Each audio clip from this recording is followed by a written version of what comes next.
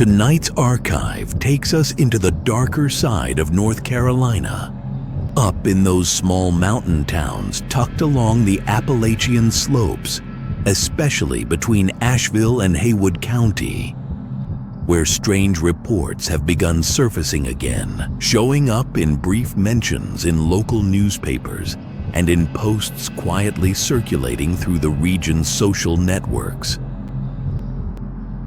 In October of this year, we once again heard stories from drivers, hunters, and residents of isolated communities, all describing encounters that sound almost identical, usually after 7 in the evening, along the empty stretches of the Blue Ridge Parkway. They all talk about the same unsettling moment, a creature that, at first glance, looks like a deer standing on the shoulder of the road. Yet something about it feels immediately wrong. According to people who live in the area, this presence, whatever it is, has been keeping folks awake at night, stirring fear, suspicion, doubt, and above all, a deep sense of horror within these small communities.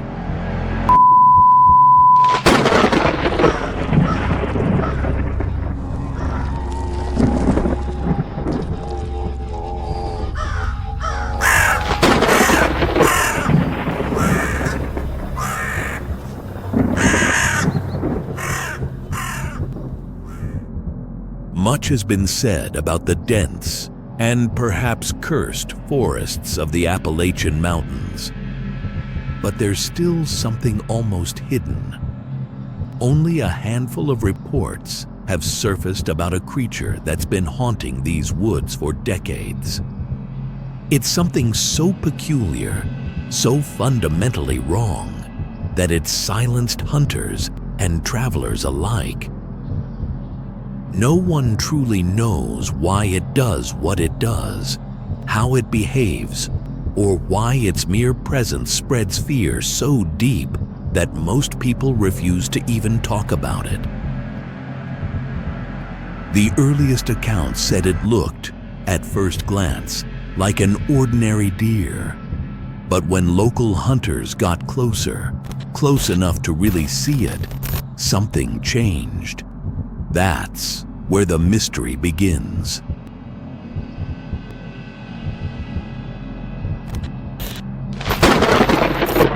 No one, not hunters nor tourists, ever managed to finish telling their story.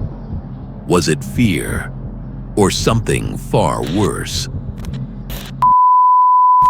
According to local reports and stories whispered across forums and small-town papers, anyone who saw the creature couldn't keep their eyes on it for more than a few seconds, just long enough to realize that something wasn't right. Why only a few seconds? From what people can tell, no one has ever had the courage to look any longer or to finish describing what they saw. Still, the few who dared to speak gave nearly identical descriptions. Even local authorities, at least officially, still classify it as an animal. They say its legs are impossibly long, far longer than the rest of its body, and its frame so thin that it looks starved, skeletal, almost hollow.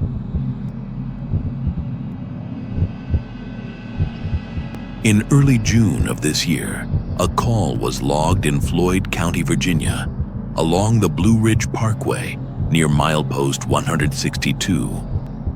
On the public record, it appeared as a simple vehicle versus deer incident. The report was handled by the law enforcement rangers of the National Park Service, along with Floyd County Fire and EMS, as they usually do along that stretch of mountain road. In that county, law enforcement falls under Sheriff Brian J. Craig, but since that road is under federal jurisdiction, the National Park Service takes command. Even so, the sheriff's office was notified, and Craig himself reportedly went to the scene to observe the investigation firsthand and to understand what really happened. At a bend along the mountain road, a Ford F-150 sat wrecked on the shoulder, its hood twisted, windshield shattered. Inside, the driver was unconscious. According to reports and statements from 4 tourists traveling that same afternoon, the truck had hit a deer, one as large as the pickup itself. At that speed, the collision should have thrown the animal several yards away. But what happened next defied everything they knew. The creature stumbled, moved maybe 6 or 7 feet to the side, and then stood up. Slowly, it turned its neck, too slowly, and stared straight at the crushed truck and the unconscious driver inside. Then, it made a sound, something no deer could ever make. A scream. A deep, human-like roar, hoarse and furious, like a man shouting through a megaphone in the middle of a breakdown. The sound was so loud their eardrums shook, their bodies tensed, and one of the 4 fainted on the spot. The tourists' testimony matched perfectly with what the first hunters had described. The neck twisted at an impossible angle, and the eyes, too intelligent for an animal. Eyes that don't just see, but observe. They study you, think, and almost judge.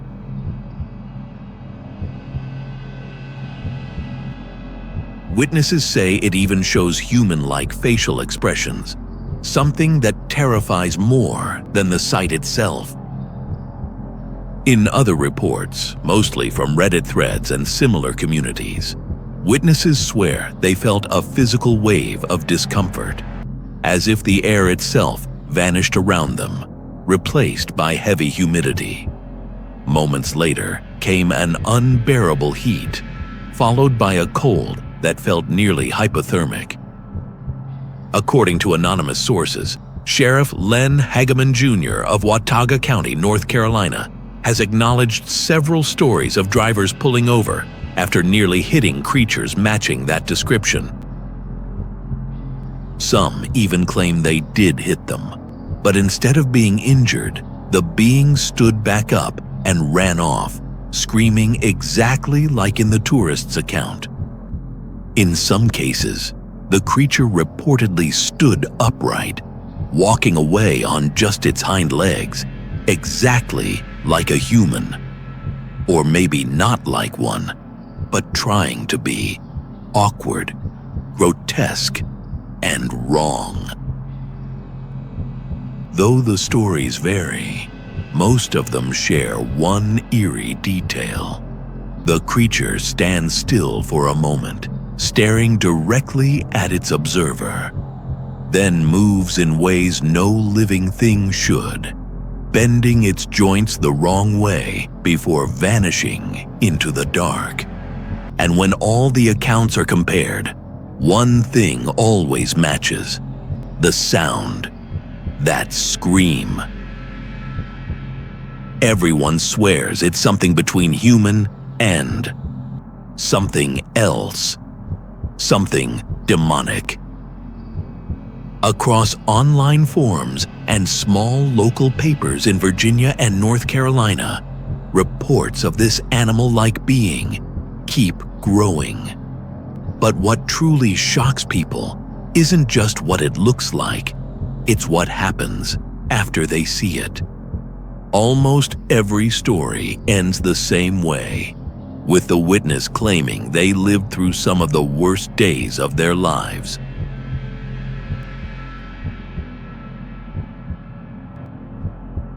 Most say that after the encounter came sickness, fever, diarrhea, dehydration, loss of appetite, sleeplessness, and, for a few days, a haunting sense of wanting to disappear. They also describe the feeling of being watched constantly, day and night. That same chilling instinct you get when someone stands just behind you and doesn't move. Every one of them recalls waking up to the sound of branches snapping outside, footsteps circling their homes. Even with windows sealed and doors locked, the noise crept closer and closer. Some believe the creature is what people now call the not deer. It became known about a decade ago, after the first sightings in the dense woods surrounding the Appalachian trails. But in recent years, the reports have multiplied, now appearing even on quiet streets, in backyards, and in city parks after dark. A few social media posts claim close encounters. Those witnesses insist it must be a mutation, maybe a disease affecting deer behavior. Others believe it's not from here at all. They say it arrived recently, and it's trying to blend in with whatever looks most like it. But some whisper a darker theory, that it's far older than we think. A creature that wears the skin of other animals to survive, or maybe to get closer to us. So maybe the skins it wears aren't just deer hides. If that's true, if it really wears them, then what if it's looking for something else now? A human skin, perhaps. Honestly, even talking about it makes me uneasy. And with every passing day, I feel the urge to leave these mountains behind, to get as far from Appalachia as I can. And you, what do you think? Is it just an animal? A mutation? Something from another world? Or something supernatural, searching for the perfect skin to walk among us unseen? If you have any information about it, or about the strange events taking place here in the Appalachian Mountains, send us an email right away. We're counting on you to help warn the world about what really happens here when the night falls. And if one day you decide to visit the Appalachian Mountains, be careful and never forget that that thing is definitely not a deer.